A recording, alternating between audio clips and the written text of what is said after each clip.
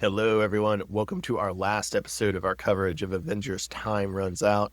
I am Bob in Cascadia. That is Matt in the Southland. We are talking about Avengers Time Runs Out Volume 4. That is New Avengers issues 31 through 33. And it is Adjectiveless Avengers issues 43 and 44. Matt, how you doing this evening? Doing okay, Bob. We're going to add in even more to the whole story this time around. A whole different aspect. They touched on it a little bit in previous issues, but we're going on into the magic stuff, Bob. We're going into the magic stuff. Although, in some sense, this volume feels like it scales down a little bit from the last volume. Does that make sense? It does come down a little bit because we were going super duper cosmic level in the other volume. Yeah, we had a lot of Beyonders, a lot of Living Tribunals, even though I think there's only one Living Tribunal. A lot of Beyonders, the Living Tribunal, a lot of Celestials last issue. Not so much this issue, or not so much this volume, not so much. So, Matt, to start with, we're on New Avengers number 31. The title of that issue is Rabum Allah. What does that mean? We'll find out as the issue goes. Our art here is by Kev Walker, who we've seen before during Time Runs Out. Matt, what goes down in New Avengers 31, Rabum Allah? Well, while Doctor Strange discovers that Doctor Doom is actually Rabum Allah. Matt, my favorite panel for this issue is we see Stephen Strange talking to some strange entity, and we've seen it before. I don't know what it is, but it does look like an interesting merger of OMAC and Dr. Fate from DC. And so I like that aspect of it. And listeners, that's two different art styles, right? OMAC's a Jack Kirby thing, and Dr. Fate, his original artist, is Howard Sherman from the Golden Age, and it's two different styles merged into this weird supernatural being. They are creepy to look at, and I'm not really sure where they're supposed to be. It does give an Earth designation, but at the same time, I don't know if this is supposed to be some scary plane that they live on. I don't know if this is some weird magical realm. I just run with it. It does go into that weird thing of, on the one hand, I respect that the Marvel Universe has much more random designations for its Earths than DC does. I respect that. It's funny. On the other hand, I don't care. I'm not going to remember what any Earth number is other than 616. I absolutely refuse to do that. Where I could actually tell you what at least 6 Earths are in the DC canon. I find that difference funny.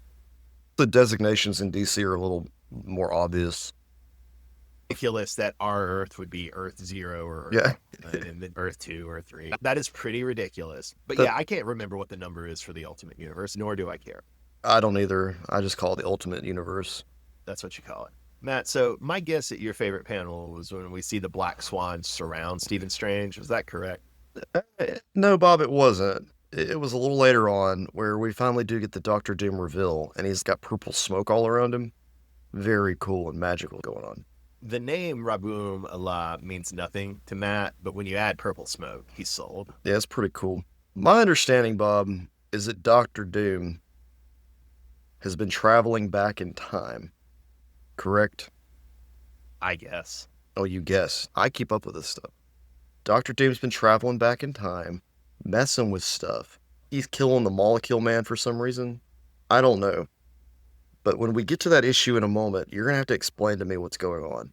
I don't know that I can do that, Matt. Well, Bob, are they prepared, though, to take out these Beyonders? That's the real question. So our cliffhanger, Matt, is we have Doctor Doom, Doctor Strange, and the Molecule Man all watch Unworthy Thor, Hyperion, and Starbrand confront the Beyonders. Oh, boy. It takes gods to take down gods, Bob. Exactly, Matt. Exactly. Moving ahead to New Avengers 32, Fall of Gods, Matt. Very appropriate. We got Mike Deodato on art again. We just saw him last volume, as well as Kev Walker. What goes down in New Avengers 32, Fall of Gods? Well, Bob, Unworthy Thor, Hyperion, and Starbrand confront the Beyonders.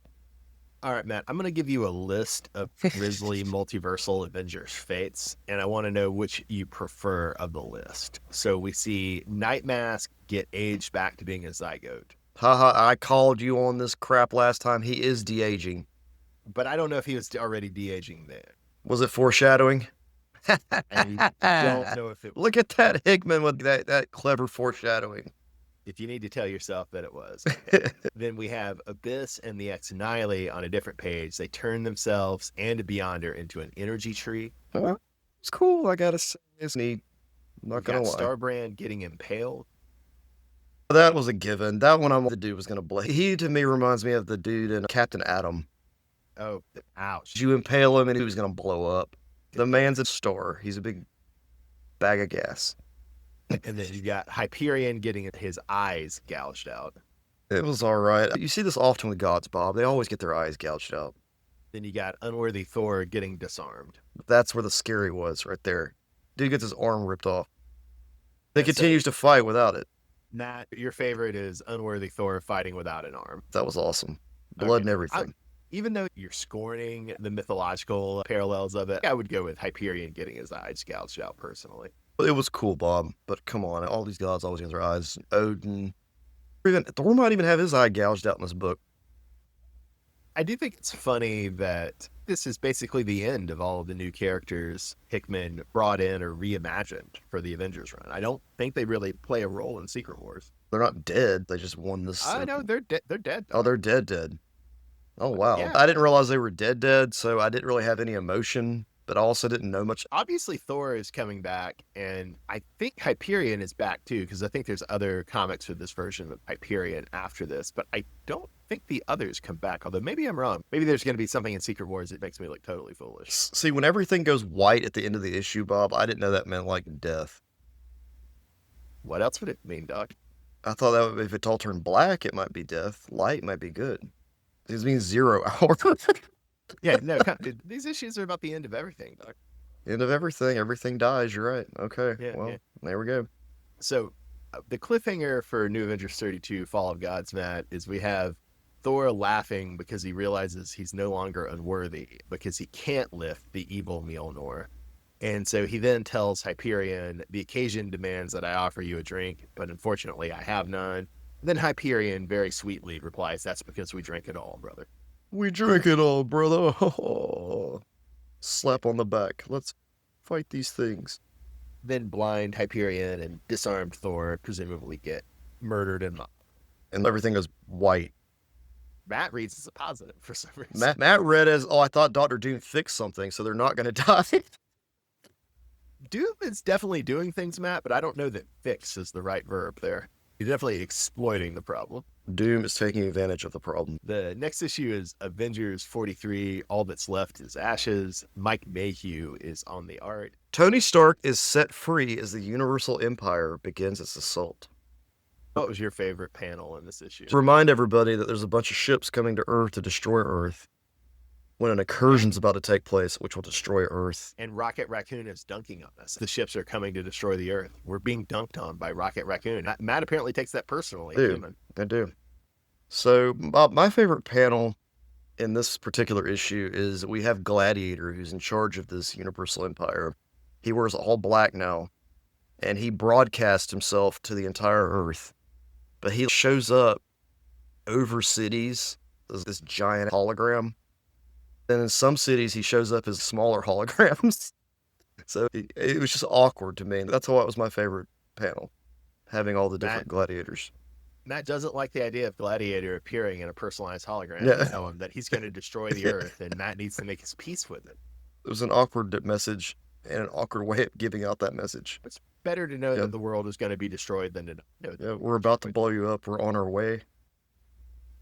We're coming for you, dog. My favorite panel comes in about the middle of the book. And I don't know if I had heard of this being canon in Marvel before. And frankly, I don't like the idea of ranking intelligences of people. That's reductive and leads to weird racist and eugenics politics.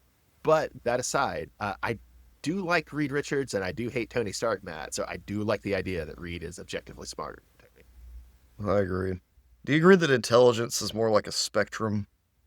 I don't know that I would use the term spectrum, and I particularly come to hate that metaphor because now we just say everything is a spectrum. It's a pretty bad metaphor. I would just say that we use intelligence to indicate many different separate skills. And so that while it may be useful to abstract that into one label, when we talk about IQs or ranking intelligences, we're forgetting that we're talking about a diversity of skills. Right. So it's frankly a stupid thing. Especially working with kids, you see that there's just different things that they're better at than others. And it's obvious that some children have intelligences in one area whereas they don't in others.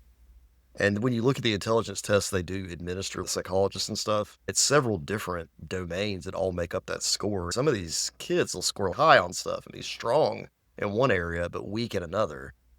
But that would be true for everybody if they all took a test. It's just these kids that we do tests because we're looking for discrepancies.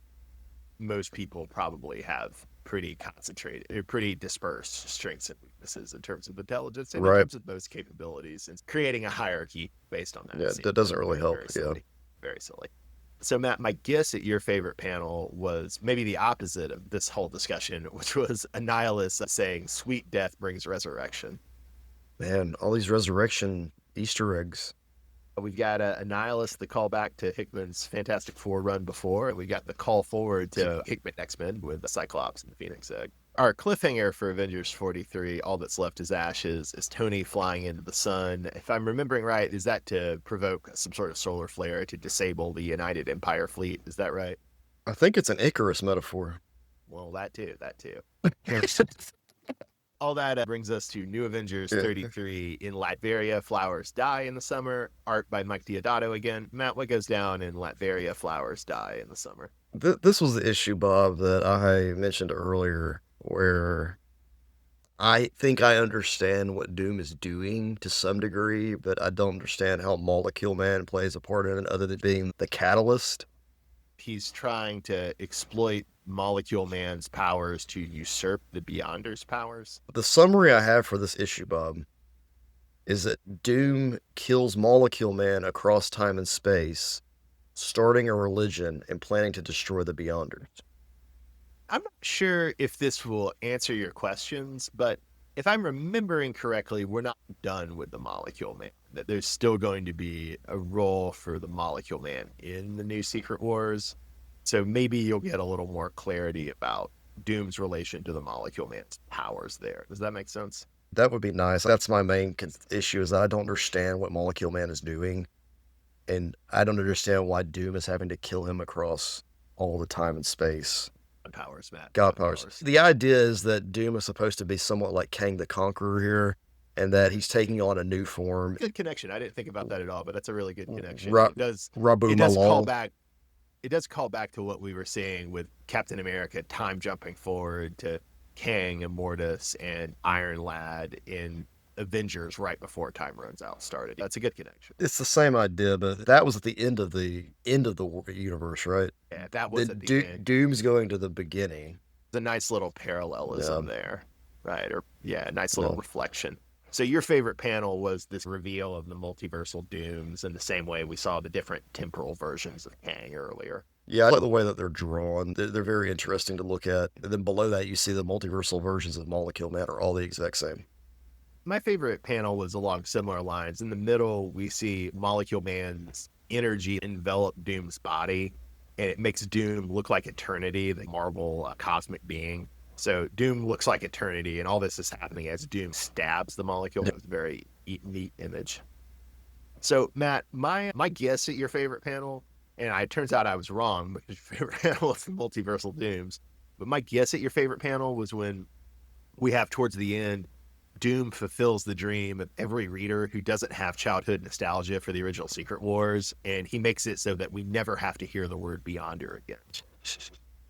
Doom ends the Beyonder, right? Is that my understanding? No more Beyonders. I can't remember if the Beyonders are a factor in the new Secret Order. I'm going to manifest that they're not. I'm going to manifest that Doom just owns them. That's it. He does have a pretty big plan. I don't know what he was doing. He was on some ship or thing that was going into the Beyonders butt crack. I don't know what it was. Did you see it? Do you remember what I'm talking about? There's this big cosmic scene where he's flying a big something into space. There's an incision in space. You see an incision, Matt, you go for it. Our cliffhanger for this issue, Matt, is the text piece. And I would have to say, even if you have no nostalgia for Secret Wars like me, this is still awesome text piece to have as a cliffhanger. There is only Secret Wars. That's right, Bob. And then Avengers issue number 44. One was life, one was death, Matt. We got Stefano Caselli on the art, Matt. What goes down and one was life, one was death. Tony and Steve duke it out as the final incursion is only 6 hours away. I appreciate all the cosmic level stuff going on in these books. I appreciate all the magic stuff going on in these books. Now the listeners know you're lying. Sometimes you just want to come back to two dudes duking it out. Two guys fighting in armor or something. You appreciate all the magic stuff. The listeners don't. Yeah, they know I'm lying.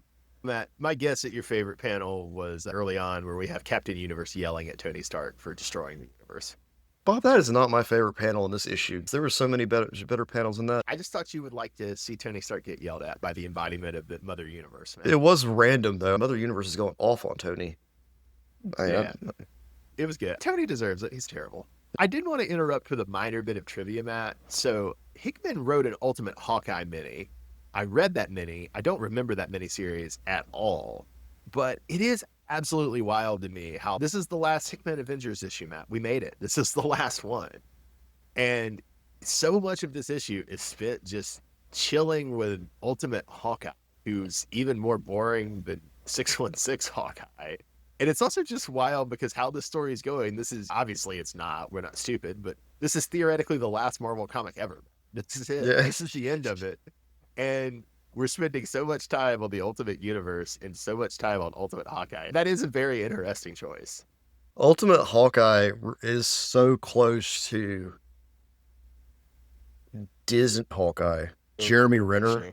I don't really care for Jeremy Renner. I felt bad he got hurt.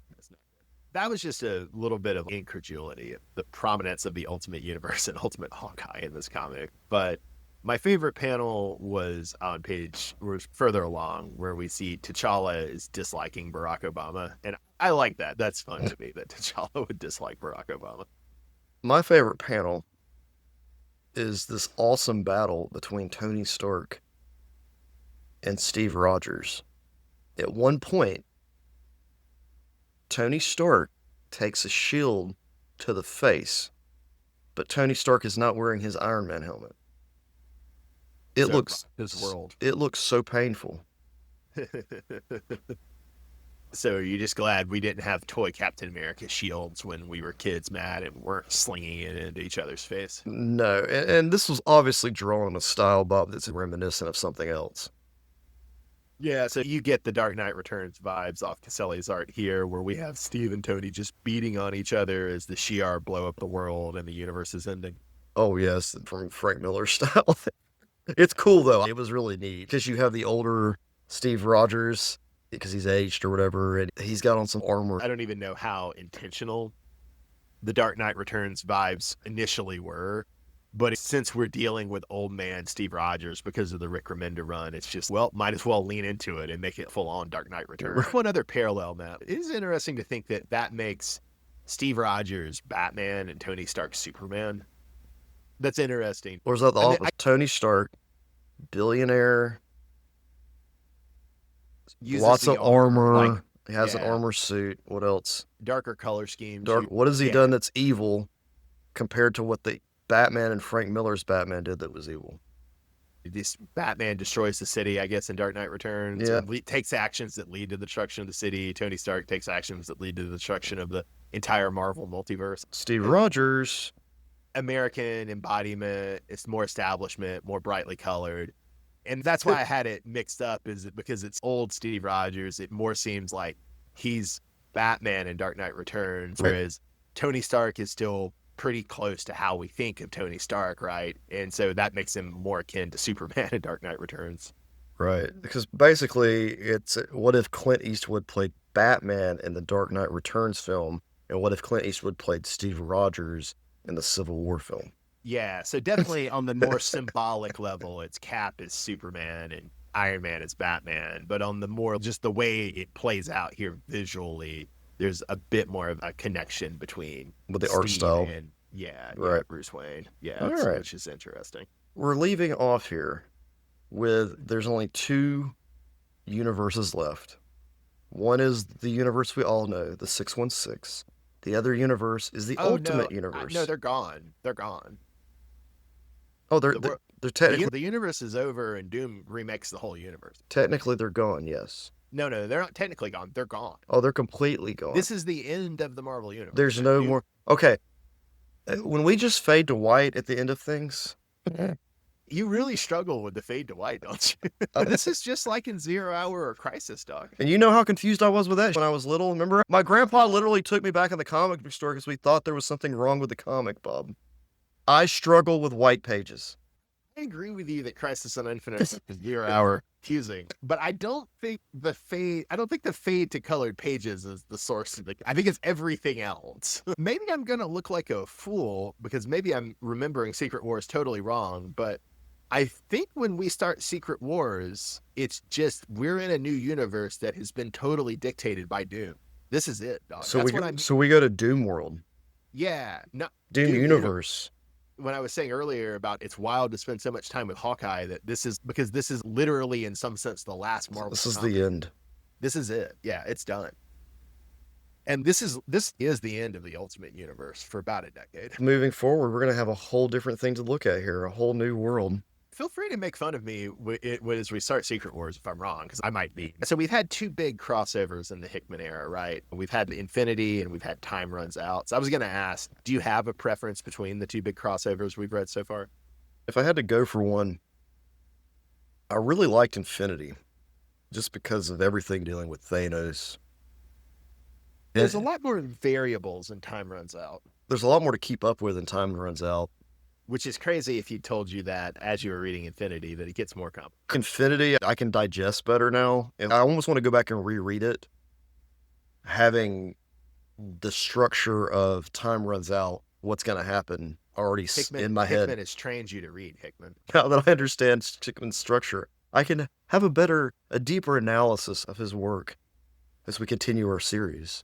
I've said this a couple times already, and I don't really know the answer, but once we read Secret Wars for the next episode, we can have a little bit of a debate. Should we just rank the whole Hickman Avengers run and then Secret Wars by itself, or should we include Secret Wars when ranking the whole Hickman Avengers run? So that's going to be like an interesting conversation we get next week. Well, listeners, thank you for joining us for this journey as time runs out. Join us next week as we do Secret Wars and we do the Avengers versus Alien in 2 weeks. I am Bob in Cascadia. That is Matt in the Southland. Have a great night, everyone. Thanks for listening.